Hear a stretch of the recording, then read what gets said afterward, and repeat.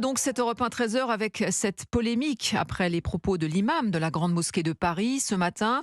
Pour justifier son absence de la marche de dimanche, le chef religieux invoque les exactions commises par Israël envers la population de Gaza.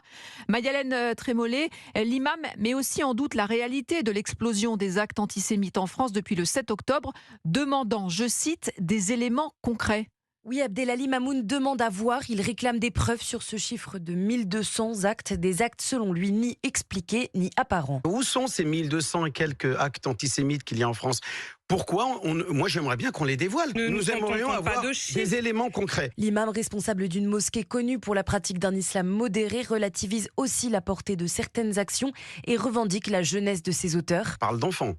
Dans le métro, que ce soit le rabbin qui a été agressé, c'est des enfants qui sont dans une attitude puérile dans laquelle ils ne se rendent pas compte de la gravité de ce qu'ils font. Des propos qui doivent être retirés selon le député Renaissance Mathieu Lefebvre, président du groupe d'amitié franco-israël à l'Assemblée. Ça s'apparente à une forme de négationnisme. Et il y a la République qui est attaquée derrière ces actes. Les remettre en cause, c'est faire une deuxième fois du mal à toutes ces personnes. Et je pense que ce type de propos doit être lourdement condamné. De même, Jonathan Arfi, le président du CRIF, demandait ce matin une sanction au micro d'Europe 1. C'est un propos extrêmement grave.